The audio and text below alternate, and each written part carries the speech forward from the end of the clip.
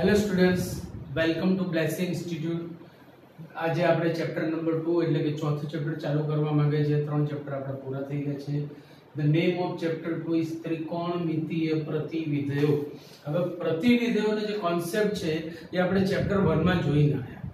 ત્યાં આગળ આપણી પાસે શરત બી હતી કે જો વિધેય એક અને વ્યાપ્ત હોય તો જ તેને પ્રતિવિધેય મળે.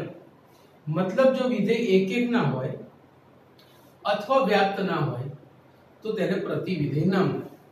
હવે તમને કહી દઉં કે આપણા 6 એ 6 વિધેયો છે ને, 6 એ 6 ત્રિકોણમિતીય વિધેયો છે ને, એ અનેક એક અને વ્યાપ્ત છે. છતાં ગણિતશાસ્ત્રીઓ શું જાદુ કર્યો ખબર નહીં, પણ એ લોકો એમના પ્રતિવિધેય શોધ્યા. હવે પેલું વિધાન બી સાચું રાખ્યું કે એક અને વ્યાપ્ત હોય તો પ્રતિવિધેય મળે, અને પાછા અનેક એક હતા છતાં પ્રતિવિધેય લાયા. હવે બંને વસ્તુને કેવી રીતે? તો એ જ કામ તો આપણે ગણિતશાસ્ત્રીઓનું છે દોસ્તો, કે ભાઈ એક બાજુ એમનું એવું કહેવું છે કે એક અને વ્યાપ્ત જ પ્રતિવિધેય મળે, બીજી બાજુ અનેક એક અને વ્યાપ્તને પ્રતિવિધેય લાયા. દીકરાઓ, આપણું કામ ગૂંચવડા ભરી કર્યું છે, પણ એની સામે આપણને રસ્તો પણ આપ્યો છે. ધીરે ધીરે આપણે જોતા જઈએ કે ભાઈ ત્રિકોણમિતીય વિધેયો અનેક એક કેવી રીતે છે. તો એના માટે આપણું જૂનું જાણીતું અને લોકલાડીનું એકમ વર્તુળ તો છે જ.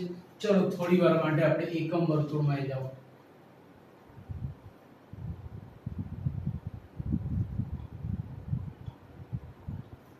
એકમ વર્તુળમાં π/3 આગળ sin નું મૂલ્ય છે √3/2.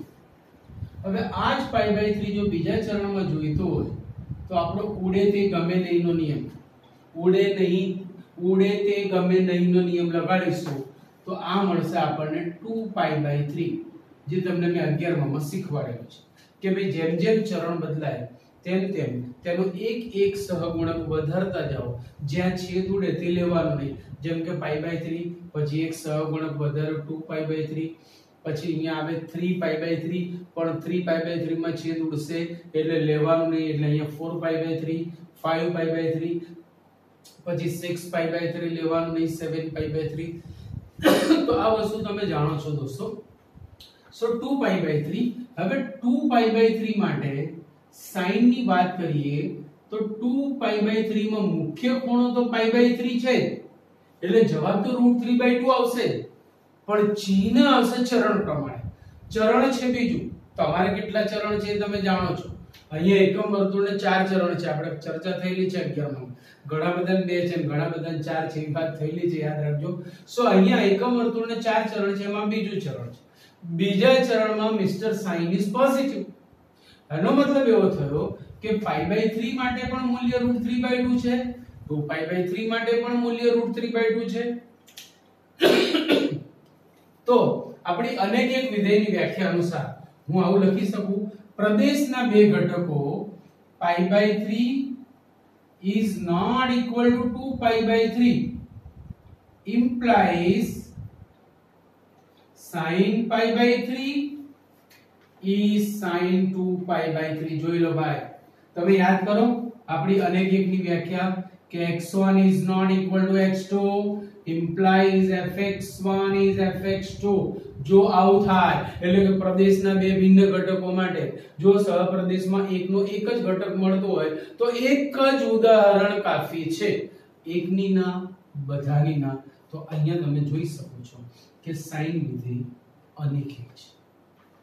sin વિધેય અનેક એક છે. આ તો મેં એક ઉદાહરણ આપ્યું, એક જ ઉદાહરણ કાફી. જેવું પાછું ગણિતશાસ્ત્રીઓ કહી ગયા, બધાના રસ્તા આપતા ગયા કે બહુ વધારે સાબિત કરવાની જરૂર નથી, એકાદ ઉદાહરણ આપશો તો ચાલશે. મેં આપી દીધું. હવે છે sin અનેક એક, વ્યાપ્ત છે એ અત્યારે સ્વીકારી લો. વચ્ચે હું આલેખમાં તમને સમજાવીશ કેવી રીતે. સો કહેવાનો મતલબ કે આ અનેક એક છે તો પ્રતિવિધેય નહીં મળે, પણ છતાં ગણિતશાસ્ત્રીઓ પ્રતિવિધેય લાયા છે. એ જ આપણે અહીંયા જોવા માંગીએ છીએ. તો એવું કેવી રીતે થયું? ચલો એના માટે ફરી પાછા એકમ વર્તુળનો કોન્ટેક્ટ કરીએ.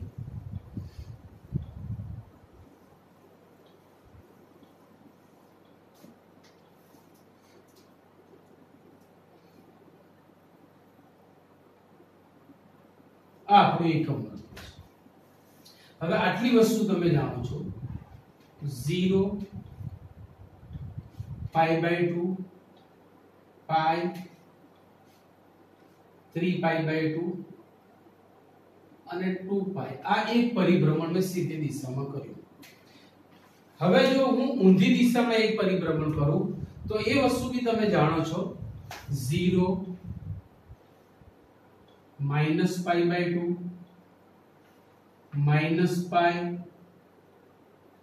-3π/2 એન્ડ -2π. આ વસ્તુ તમે જાણો છો 11th માં આપણે આની પર બહુ જ પ્રકાશ પાડેલો છે, અતિ પ્રકાશિત છે એટલે દેખાતું તો હશે જ બધાને. હવે એક પરિભ્રમણ સીધી દિશાનું લીધું, એક પરિભ્રમણ ઊંધી દિશાનું લીધું. ગણિતશાસ્ત્રીએ શું કર્યું? ગણિતશાસ્ત્રીઓ આપણે જેમ સગવડિયા છે, સગવડિયા એટલે આપણે કંઈક કરવું હોય પણ એમાં કંઈક વિઘ્ન આવતું હોય ને એટલે એનું ચોક્કસ કારણ શોધી કા છે ને એટલે આપણું કામે કરવાનું, પાછું કહેવાનું ના ના મારે આ તો નથી જ કરવું, આમ હું નહીં કરું. સમજાય છે કે નહીં? શું કહેવાનો મતલબ કે આપણે હંમેશા સગવડિયું શોધતા હોઈએ કે ભાઈ એક બાજુ કહેવાનું કે ના હું આ નથી કરતો પણ પછી પણ આમ છે ને એટલે કરું છું, બાકી હું નથી કરતો. So it is like that કે ગણિતશાસ્ત્રીઓએ આવું સગવડિયું શોધી નાખ્યું. કેવું સગવડિયું શોધ્યું? તો ગણિતશાસ્ત્રીએ કીધું ભાઈ જે થાય તે, sin અનેક એક હોય તો અનેક એક, tan અનેક એક હોય તો અનેક એક, આમ તો 6 6 અનેક એક છે, છતાં અમે પ્રતિવિધિ લાવવાના. કેવી રીતે? તો એમણે વચગાળાનો રસ્તો એવો શોધ્યો કે પર્ટિક્યુલર સાઇન નું ઉદાહરણ આપું છું. સાઇન પહેલા ચરણમાં ધન છે, બીજા ચરણમાં ધન છે, ત્રીજામાં ઋણ છે અને ચોથામાં ઋણ છે. સાઇન પહેલા અને બીજા ચરણમાં ધન છે, જ્યારે ત્રીજા અને ચોથા ચરણમાં ઋણ છે. હવે એમણે શું કર્યું ખબર છે? સગવડિયું શોધ્યું. કેવું સગવડિયું શોધ્યું? તો એમણે જોયું કે ભાઈ જો આપણે આ બે ચરણ લઈશું ને તો અનેક એક થવાનું, આ બે ચરણ લઈશું તો અનેક એક થવાના. એટલે એમણે શું કર્યું દીકરાઓએ કે એવું કીધું કે આપણે ખાલી આ બે ચરણ પૂરતું જ એવું કહીએ કે sin એક છે. કેમ? તો કે આ બે ચરણ પૂરતું તમે જોશો તો પહેલા ચરણમાં sin ના ધન મૂલ્યો છે, ચોથા ચરણમાં sin ના ઋણ મૂલ્યો છે, એટલે સમાન મૂલ્યો આવવાના ચાન્સીસ નથી. દાખલા તરીકે પહેલા ચરણનો આપણે π/3 પસંદ કરીએ તો sin π/3 ની કિંમત આવશે √3/2. હવે ચોથા ચરણનો sin પસંદ કરીએ તો બે શક્યતા, તમે સીધી દિશામાં પરિભ્રમણ ફરીને આવો તો π/3 2π/3 4π/3 અને 5π/3, ઊંધી દિશામાં પરિભ્રમણ ફરીને આવો તો -π/3 sin -π/3. હવે મુખ્ય ખૂણો તો π/3 છે એટલે એનો જવાબ √3/2 તો આવશે જ, પરંતુ ચોથા ચરણમાં sin ઋણ છે, આથી -√3/2. તો તમે જુઓ કે બે ભિન્ન પ્રદેશના ઘટકો માટે એમના પ્રતિબિંબ, એમની ઇમેજીસ પણ ભિન્ન થઈ ગઈ. એનો મતલબ એવો થયો કે આ બે ચરણ પૂરતું sin એક વિધેય છે. સો કહેવાનું અર્થઘટન કે ગણિતશાસ્ત્રીએ આપણને રસ્તો એવો આપ્યો કે ભાઈ આખા એકમ વર્તુળમાં ભલે sin અનેક એક હોય પરંતુ જો પહેલું અને ચોથું ચરણ લેવામાં આવે તો તેમાં sin એક છે, આથી ત્યાં તે પ્રતિવિધેય આપે. તો આને કહીશું આપણે સગવડિયું, અને એની ઉપર જ આપણું આખું આ ચેપ્ટર રચાયેલું છે. અને માટે જ કેટલીક જગ્યાએ જ્યાં શરતો વાળા દાખલા છે ત્યાં થોડીક મુશ્કેલી થતી હોય છે જો ધ્યાન ન રાખીએ તો. કેમ? તો કે તમારો બાબલો, sin નામનો બાબલો જ્યાં સુધી અહીંયા રમતો હશે ત્યાં સુધી તે એક છે, ત્યાં સુધી તમામ નિયમોનું પાલન કરશે. પણ બાબલો મોટો થઈ રમતો જો અહીંયા આવી જાય ને એટલે ગરબડ ચાલુ. એટલે કેવી? તમે એમ માનો કે અહીંયા છે અને તમે એમ માનીને કામ ચાલુ કરો અને બાબલો તો અહીંયા હોય અને બધું ખેદાન મેદાન આખા દાખલાનું કરી નાખે. સો પહેલા બાબલાને તમારે બોલાવવો પડશે. બાબલાને બોલાવવા માટે આપણી પાસે 3 રસ્તા છે.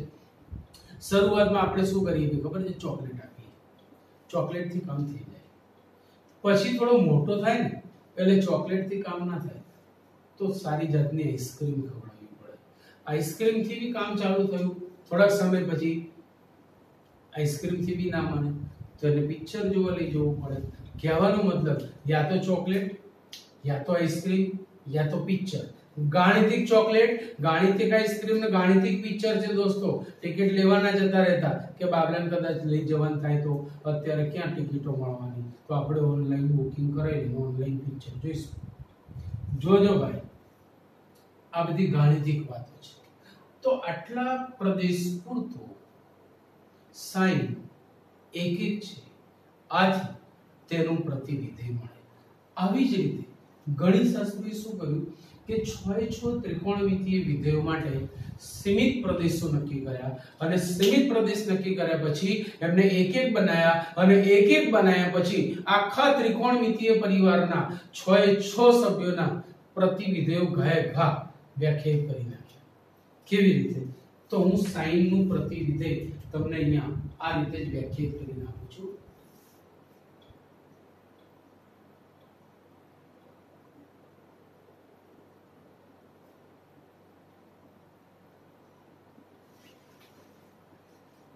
ભાઈ આપણે જાણીએ છીએ કે સાઈન વિધેયનો વિસ્તાર -1 થી 1 છે. એનું મૂલ્ય -1 થી નાનું કે +1 થી મોટું ક્યારેય નથી મળતું. એવું એનો તમે આલેખ જોયો હશે તો તમને ખ્યાલ હશે. 1 -1 sin 0 એ 0 એનો આલેખ આમ છે. -1 થી બહાર નથી જતો, -1 થી નીચે નથી જતો, અને 1 થી ઉપર નથી જતો. બાકી આ સાપોલિયો આમ ફર્યા કરે છે. માઇનસ ઇન્ફિનિટી થી ઇન્ફિનિટી એટલે એનો પ્રદેશ છે.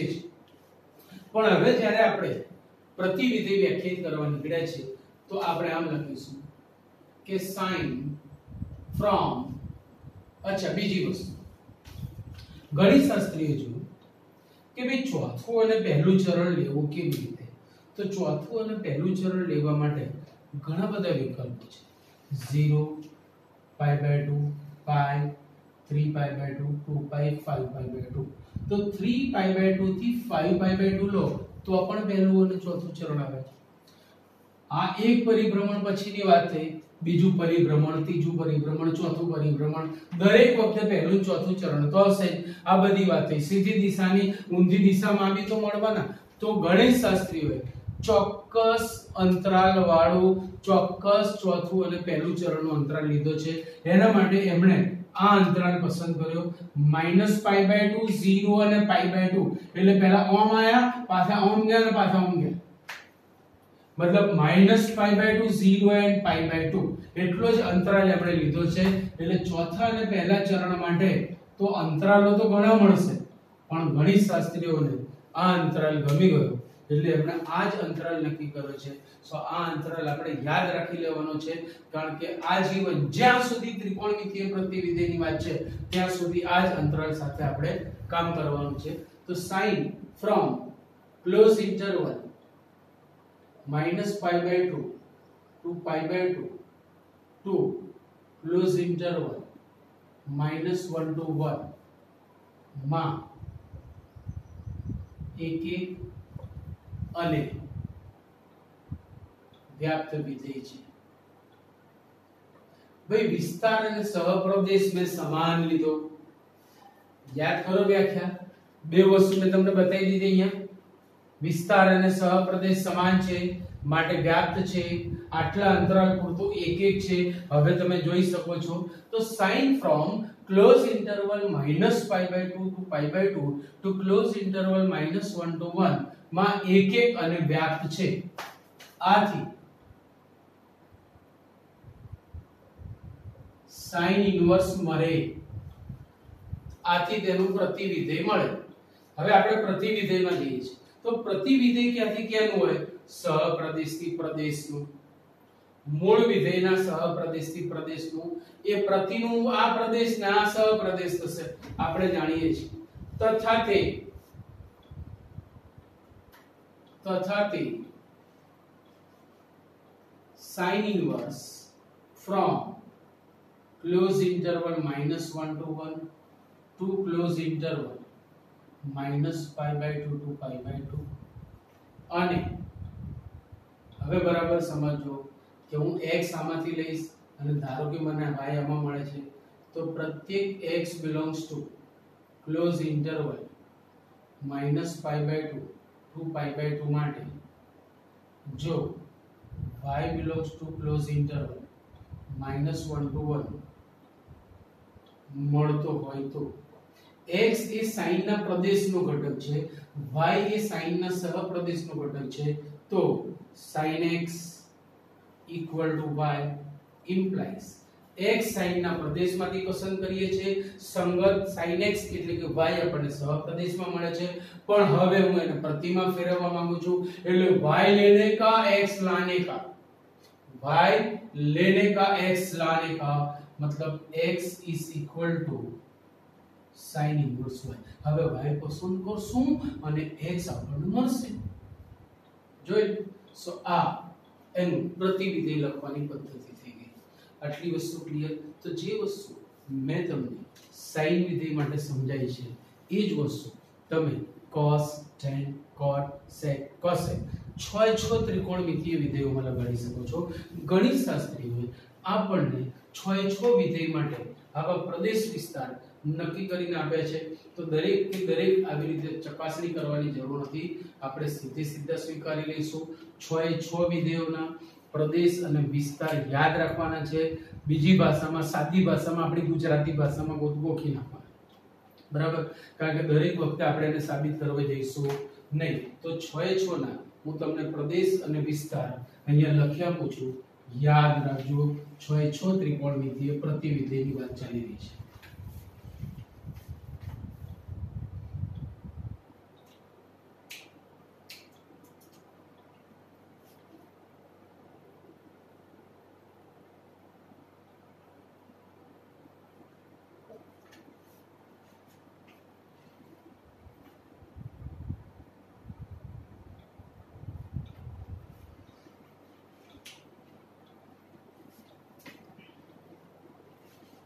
પહેલું છે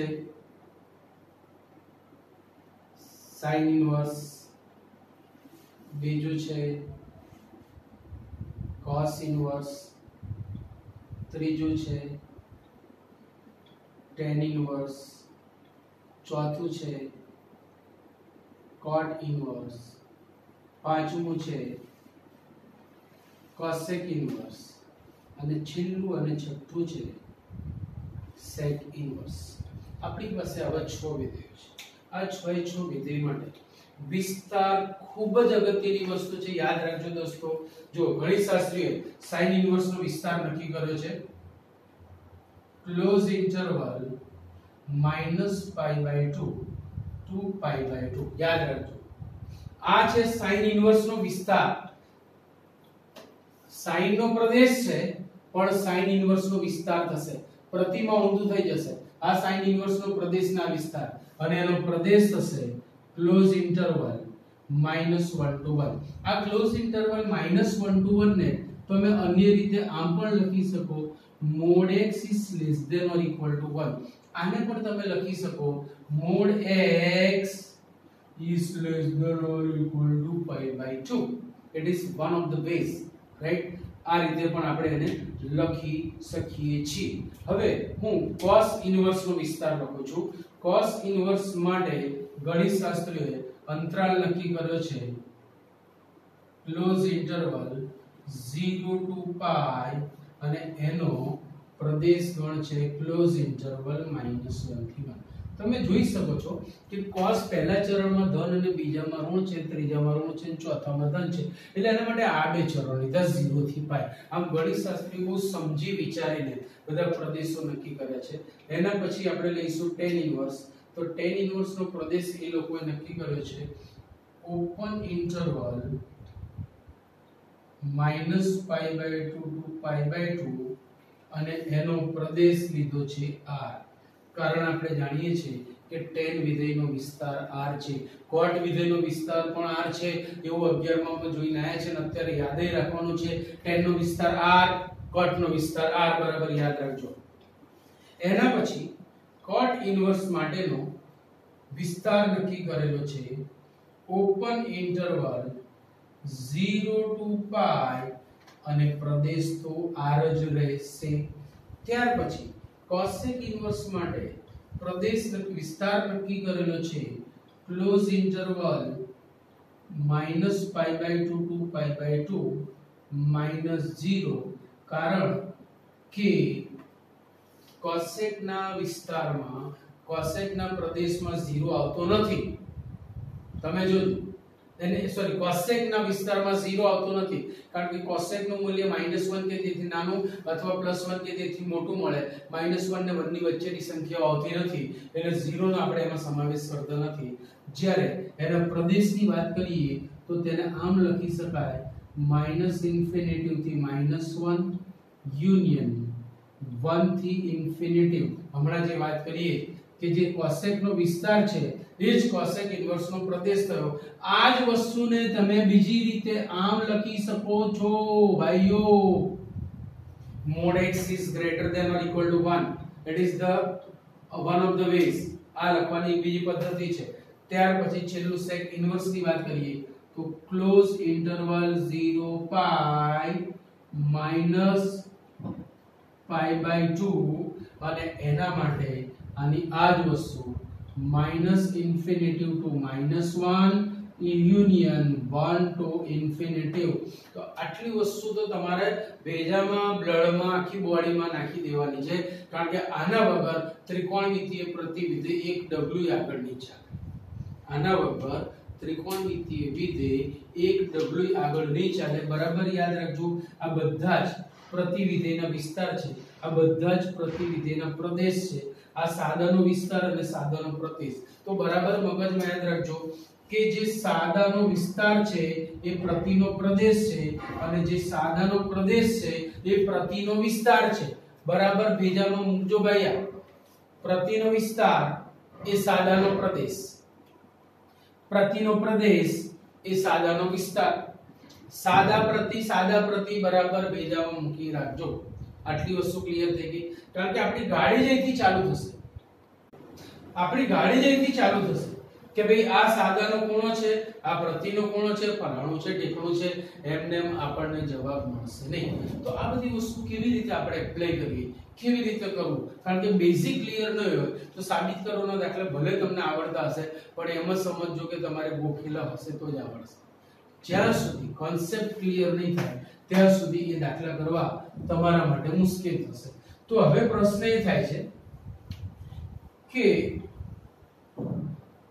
આપણી પાસે જે પ્રતિવિધેયો આયા એ તો કેટલાક રિસ્ટ્રિક્શનની વચ્ચે આયા, શરતોને આધીન એમનો જન્મ થયો છે, કેટલીક કન્ડિશનલ બાબતો ઉપર એમનો જન્મ થયો છે.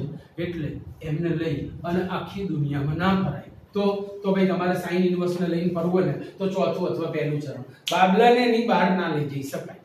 બાબલાને એને તમે બિલકુલ બહાર ના લઈ જઈ શકો. તો અમુક દાખલાઓમાં આપણે આ જ વસ્તુને ખાસ ધ્યાનમાં રાખવાની છે. જેમ કે હું લખું પહેલો દાખલો, બહુ સિમ્પલ વસ્તુ છે, ધ્યાન રાખજો. sin π/3, sin π/3 ની કિંમત છે √3/2. હવે મારે આને પ્રતિમાં ફેરવવું છે. તો દરેક વખતે એવું ના કહેવાય કે તારે મમ્મીને પૂછીને એને આવું થશે. ભાઈ આપણને ખબર હોવી જોઈએ કે આનો પ્રતિમાં ફેરવી શકું છું કે નહીં. So that implies π/3 equal to sin inverse આવું થશે. આ સત્ય છે, શક્ય છે. પણ જ્યારે લાલ પેન આવે ને ત્યારે સમજી લેવાનું કે કંઈક ગડબડ છે. sin 2π/3 sin 2π/3 ની કિંમત તો મુખ્ય ખૂણો π/3 છે. મુખ્ય ખૂણો π/3 છે એટલે sin નું મૂલ્ય તો √3/2 જ આવશે. પણ 2π/3 એ બીજા ચરણનો ખૂણો છે, આથી ધન જ રહેશે. હવે ધારો કે તમે મૂળમાં આવી ગયા, ઉત્સાહમાં આવી ગયા અને ધમધમાટ ગાડી ચલાવી મારી, ઇક્વલ ટુ કરીને ટીકાયું તો મોટી બબાલ થશે. કોને? ત્રિકોણમિતિય વિધેયોને અને ત્રિકોણમિતિય પ્રતિવિધેયોને. કેવી બબાલ થશે? તો કે આ શક્ય જ નથી. સાહેબ હમણાં તો તમે કીધું ને, હવે કેમ કહો છો શક્ય નથી? આટલા બધા દાખલામાં તો આપણે કર્યું અને હવે કેમ શક્ય નથી? તો હું એ જ કહેવા માંગુ છું, એના માટે જ વિસ્તાર પ્રદેશ આપણા ભેજામાં હોવો જોઈએ. ભાઈ અહીંયા ક્લોઝ ઇન્ટરવલ જ આવશે. એના વિસ્તારની કિંમતો છે sec અને cosec નું મૂલ્ય 1 અને -1 આપણને મળે છે. એ તમે જે બીજી રીત છે ને એ રીતે લખો ને તો આમ લખાય. જો બીજી રીત આવી છે એની, એને લખવું હોય તો આમ લખાય r - open interval -1 to 1. આ રીતે લખો તો એવું લખાય એટલે r માંથી આપણે -1 અને 1 ની વચ્ચેની સંખ્યાઓ બાદ કરીએ છીએ. -1 અને 1 બાદ નથી કરતા એટલે એમના વિસ્તારમાં છે. એ બાદ નથી કરતા એટલે જ તેમના વિસ્તારમાં છે, ધ્યાન રાખજો. હવે અહીંયા લફડો થયો, તમે ગાડી ભગાઈ મારી. શું લફડો થયો? તો ભાઈ 2π/3 એ તેનો વિસ્તારમાં છે. 2π/3 અહીંયા તો તેના પ્રદેશમાં નથી અને અહીંયા પ્રતિમાં તો તેના વિસ્તારમાં નથી. તો આ ક્રિયા ક્યારે લગાડી શકાય એ જ સમજાવું છું કે જો સાદાનો ખૂણો, બરાબર શબ્દ મગજમાં રાખજો અને લખવું હોય તો આ નોંધ લખી રાખજો. પહેલી નોંધ લખાવું છું, લખો. ચલો બધા ઝડપથી આ નોંધ લખી રહો કે જો સાદાનો ખૂણો પ્રતિના વિસ્તારમાં હોય તો સીધો જવાબ. હવે ઊંધું બી હવે, જો પ્રતિનો ખૂણો સાદાના વિસ્તારમાં હોય તો સીધો જવાબ. એટલે આખું વિધાન તમે આવું લખો કે જો સાદાનો ખૂણો પ્રતિના વિસ્તારમાં હોય, સાદાનો ખૂણો પ્રતિના વિસ્તારમાં હોય અથવા પ્રતિનો ખૂણો સાદાના વિસ્તારમાં હોય તો સીધો જવાબ. સાદાનો ખૂણો પ્રતિના વિસ્તારમાં હોય અથવા પ્રતિનો ખૂણો સાદાના વિસ્તારમાં હોય તો સીધો જવાબ. બરાબર છે? જેમ કે અહીંયા નહીં લખાય તો પછી મારે આને સોલ્વ કરવું હોય તો શું કરવાનું? તો પછી બાબલાને કહેવાનું કે ભાઈ તારે જવાબ જોઈતો હોય તો યા તો તું વિસ્તાર પ્રદેશનું પાલન કર, જેવો બહાર નીકળ્યો જેવો પાછો આય. તું છે બીજા ચરણમાં, સાઈડ માટે જોઈએ પહેલું અથવા ચોથું ચરણ. યા તો તું પહેલા અથવા ચોથા ચરણમાં આય, યા તો પછી તને જવાબ નહીં મળે, તારું પ્રતિ નહીં બને, કહી દેજે તારી મમ્મી ના કે મારે પ્રતિ તો જોઈએ છે. તો પ્રતિ જોઈએ છે તો બાબલાને તમારે વિસ્તારમાં લાવવો પડશે. તો એને તમારે આમ કરવું પડે, sin 2π/3. હવે આ 2π/3 ને તમે આમ લખી શકો, sin 3π - π/3. આપણી 11 માંની જૂની જાણીતી લોક લાડેલી રીત. સો sin π - π/3. પાઈ રૂલ આવ્યો ભાઈ. પાઈ રૂલ પણ આપણે તમને શીખવાડેલો છે, તમને યાદ છે. પાઈ માઈનસ એટલે બીજું ચરણ, બીજા ચરણમાં sin નું ધન એટલે જવાબ ધન. સો sin π/3 અને પછી તમે એની કિંમત લખી શકો છો ઇક્વલ ટુ √3/2. તો હવે તમે આમ લખો કે આના બરાબર પછી તમે √3/2 બરાબર sin ઇન્વર્સ લખીને sin ઇન્વર્સ √3/2 કરીને આવું કરી શકો છો. તો તમે આમ લખી શકો. એટલે આનું સીધું પ્રતિ ના મળે એને તમે આમાં ફેરવો અને પછી જ આ લખી શકો છો. એટલે જ્યાં સુધી બાબલું તેના વિસ્તાર પ્રદેશનું પાલન ના કરે ત્યાં સુધી સાદાનું પ્રતિમાં કે પ્રતિનું સાદામાં રૂપાંતર થાય નહીં. તો હું તમને ટોટલ 4 નિયમ આપવાનો છું. 4 નિયમ ઉપર જ આખું આ ચેપ્ટર છે.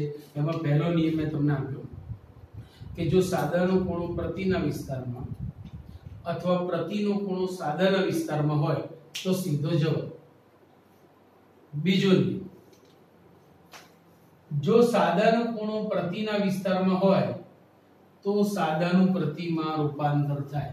સાદાનો ખૂણો પ્રતિના વિસ્તારમાં હોય અથવા પ્રતિનો ખૂણો સાદાના વિસ્તારમાં હોય તો સાદાનું પ્રતિ અને પ્રતિનું સાદામાં રૂપાંતર થાય. બીજો મુદ્દો છે ચોપડીમાં, તમે જ્યાં વાંચી શકતા હોય ત્યાં લખતા રહેજો. હું જે પ્રમાણે તમને લખાવું છું એ પદ્ધતિ પણ તમે જાણો છો. તો ટેક્સ્ટ બુકમાં એવી જગ્યાએ લખો કે તમે જ્યારે પણ પેજ ખોલો તમને દેખાય. પહેલો નિયમ ફરીથી, જો સાદાનો ખૂણો પ્રતિના વિસ્તારમાં હોય અથવા પ્રતિનો ખૂણો સાદાના વિસ્તારમાં હોય તો સીધો જવાબ. બીજો નિયમ, સાદાનો ખૂણો પ્રતિના વિસ્તારમાં હોય અથવા પ્રતિનો ખૂણો સાદાના વિસ્તારમાં હોય તો સાદાનું પ્રતિ અને પ્રતિનું સાદામાં રૂપાંતર થાય. તો સાદાનું પ્રતિ અને પ્રતિનું સાદામાં રૂપાંતર થાય. આટલી વસ્તુ ક્લિયર થઈ ગઈ? બરાબર છે? તો તમને આવી કિંમતો શોધવાનું કે તો કેવી રીતે કિંમતો શોધવી? તો આપણું જે સ્વાધ્યાય 2.1 છે ને એમાં આ જ વસ્તુ આપણને બધી આપી છે. સ્વાધ્યાય 2.1 ચોપડી લઈને જ બેસજો કાયમ, રોજ મારે કહેવાનું હોય નહીં. એક્સરસાઇઝ 2.1. હવે એમાં આવા જ બધા દાખલા આપે છે કે ભઈ સાદાનો ખૂણો પ્રતિના વિસ્તારમાં હોય અથવા પ્રતિનો ખૂણો સાદાના વિસ્તારમાં હોય તો જ સીધો જવાબ આપે. હવે પહેલો દાખલો એવો છે કે sin ઇન્વર્સ ઓફ -1/2. બહુ અગત્યની વસ્તુ અહીંયા સમજવાની છે. sin inverse of -1/2. આના માટે મારે એક બીજી વસ્તુ પણ તમને એકમ વર્તુળમાં સમજાવવાની છે.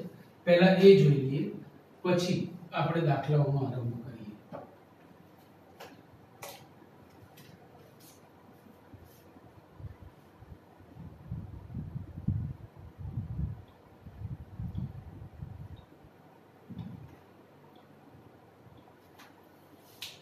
જો sin ની વાત કરીએ તો sin માટે પ્રદેશ -π/2 થી π/2 0 π/2 π -π/2 આટલી આપણને જરૂર પડશે. તો sin માટે પ્રદેશ નક્કી કર્યો ક્લોઝ ઇન્ટરવલ -π/2 to π/2 એટલે કે પહેલું અને ચોથું ચરણ. હવે ક્લોઝ ઇન્ટરવલ છે -π/2 અને π/2 આગળ, એટલે મેં આ ક્લોઝડ સર્કલ લીધું, ભરેલું વર્તુળ લીધું, મતલબ કે એ સંખ્યાઓ પણ તેના પ્રદેશમાં છે. -π/2 પણ છે અને +π/2 પણ છે. cos માટેનો પ્રદેશ નક્કી કરેલો છે close interval 0 to π. Close interval 0 to π એટલે પહેલું અને ચોથું ચરણ. એમાં 0 પણ લેવાનો છે અને π પણ લેવાનો છે, એટલે અહીંયા પણ મેં ક્લોઝડ સર્કલ લીધા. ત્યાર પછી tan ઇન્વર્સ માટે open interval -π/2 to π/2. Open interval -π/2 to π/2 એટલે ફરી પાછું પહેલું અને ચોથું ચરણ. પણ tan માટે એના પરિવારમાંથી એવો મેસેજ આવ્યો કે -π/2 અને π/2 લેને કે નહીં હે, કારણ ઓપન ઇન્ટરવલ છે. એટલે પહેલું અને ચોથું ચરણ ખરા, પણ સીમાની સંખ્યાઓ લેવાની નથી. એના પછી cot ઇન્વર્સ ની વાત થઈ. Open interval 0 to π. Open interval 0 to π એટલે પહેલું અને બીજું ચરણ. પણ પાછો ત્યાંથી પણ ફોન આવ્યો, સીમાની સંખ્યાઓ લેવાની નથી. સીમાની સંખ્યાઓ લેવાની નથી. cosec ઇન્વર્સ ની વાત કરીએ. ભાઈ ક્લોઝ ઇન્ટરવલ -π/2 to π/2. હવે ક્લોઝ ઇન્ટરવલ -π/2 to π/2 એટલે પાછું ચોથું અને પહેલું ચરણ. હવે એમાં ક્લોઝ ઇન્ટરવલ -π/2 to π/2 એટલે સીમાની સંખ્યાઓ લેવાની છે, પણ 0 ને બાદ કરવાનો છે ભાઈ. જોઈ લો, એના પ્રદેશમાં 0 નથી એટલે 0 ને બાદ કરવાનો છે. અને એના પછી sec ઇન્વર્સ ની વાત કરીએ તો close interval 0 to π. Close interval 0 to π પણ એમાં π/2 લેવાનું નથી. ક્લોઝ ઇન્ટરવલ 0 to π સીમાની સંખ્યાઓ લેવાની છે, પણ π/2 લેવાનું નથી. તો હવે આટલી બધી વાત જોયા પછી તમે એક વસ્તુ જોયું કે ત્રીજા ચરણનો આમાં કંઈ ફાળો જ નથી. There isn't any role of the third quadrant. તમારું જે ત્રીજું ચરણ છે, તમે જે 4 ચરણો લઈને આવ્યા છો એમાં તમારું જે ત્રીજું ચરણ છે એ આમાં ક્યાંય એનો રોલ છે નહીં. જ્યારે પહેલું ચરણ ભરપૂર સક્રિય છે. જો પહેલું ચરણ ભરપૂર સક્રિય છે. હવે આવું થવાનો ફાયદો શું? તો ધ્યાન રાખો. પહેલા sin ઇન્વર્સ ની વાત કરીએ. sin ઇન્વર્સ માટે પહેલું અને ચોથું ચરણ છે. પહેલા ચરણમાં sin ધન છે, ચોથા ચરણમાં sin ઋણ છે. એટલે એવા બે ચરણો લીધા છે કે જેમાં એકમાં ધન હોય ને બીજામાં ઋણ હોય. cos ઇન્વર્સ માટે તમે જોશો તો પહેલું અને બીજું ચરણ છે. પહેલામાં cos ધન છે, બીજામાં cos ઋણ છે. c + c - s + s - એના પછી tan ઇન્વર્સ માટે પાછું પહેલું અને ચોથું ચરણ. તો tan ઇન્વર્સ પહેલા ચરણમાં પ્લસ, tan ઇન્વર્સ ચોથા ચરણમાં માઈનસ. એના પછી cot ઇન્વર્સ માટે ફરીથી cot પહેલા ચરણમાં પ્લસ, cot બીજા ચરણમાં માઈનસ. તમે જોઈ શકો છો. એવી જ રીતે cosec ઇન્વર્સ અને sec ઇન્વર્સ માટે પણ આપણે કહી શકીએ. તો દરેકના એવા બે ચરણ લીધા છે કે જેમાં જે પૈકી એકમાં ધન હોય અને એકમાં ઋણ હોય. તો આ મૂલ્યો આપવા માટે એ પ્રક્રિયા આપણને પુષ્કળ કામમાં આવશે, હેલ્પફુલ થશે. જો જેમ કે sin ઇન્વર્સ -1/2 જે હમણાં જ પહેલો દાખલો જોયો હતો એની હું ચર્ચા કરું છું. sin ઇન્વર્સ -1/2 ભાઈ આનું મૂલ્ય શોધો એવું ચોપડી વાળા કહે છે. હવે જો યાદ રાખજો પ્રતિનો ખૂણો સાદાના વિસ્તારમાં હોવો જોઈએ. -1/2 એ -1 થી 1 માં છે. હવે તમે જોશો તો 0 થી 1 ની સંખ્યાઓ તમને પહેલા ચરણમાં મળશે અને -1 થી 0 ની સંખ્યાઓ ચોથા ચરણમાં મળશે. એનો મતલબ આ માઈનસ છે એટલે જવાબ ચોથા ચરણનો ખૂણો આવશે. હવે જવાબ ચોથા ચરણનો ખૂણો આવશે એ ચિંતા નહીં કરવાની. 0 થી π માં જે ખૂણા આવે છે એ જ બધા ખૂણા 0 થી -π/2 માં વિરોધી ચિહ્ન સાથે આવે છે. તો ભાઈ sin નું મૂલ્ય જે 1/2 છે એ ક્યાં મળે છે? ક્યાં આગળ આપણને sin 1/2 આપે? તો કે π/6 છે. પણ આપણો ખૂણો તો એટલે કે આ sin ઇન્વર્સ નો ખૂણો તો ચોથા ઋણ છે એટલે ચોથા ચરણનો ખૂણો આવશે. ચોથા ચરણમાં તેનો જવાબ આવશે -π/6. આમ તમે એનો સીધો જ જવાબ આપી શકો છો. સો આટલી વસ્તુ ક્લિયર થઈ ગઈ દોસ્તો. સો આજે તમને હું આટલી વસ્તુ આપું છું. ખાસ આનું રિવિઝન કરજો. કાલે આપણું સ્વાધ્યાય 2.1 ચાલશે. એના માટે આટલી વસ્તુ તમારે જોવાની છે. વિસ્તાર પ્રદેશ બરાબર ટકોરા જેવા તૈયાર કરીને આવજો. આ વ્યાખ્યાઓ પણ સમજો. વિસ્તાર પ્રદેશ વગર એક ડગલું આપણે આગળ જઈ શકીશું નહીં. અધરવાઇઝ કાલથી જ દાખલા ચાલુ થશે, કાલથી જ ફસાવા માંડશો. સો આજનું હોમવર્ક આટલું જ રહેશે કે આની સમરી લો, ત્રિકોણમિતિય વિધેયનું થોડું રિવિઝન કરો અને પ્રતિવિધેયના વિસ્તાર અને પ્રદેશ નક્કી કરો. આજે ત્રીજા ચોથા ચેપ્ટરનું પેપર પણ મોકલવાનું છું. તમારે બધાએ ત્રીજા ચોથાની કમ્બાઇન્ડ એક્ઝામ આપવાની છે, યાદ રાખજો. Okay, see you, by.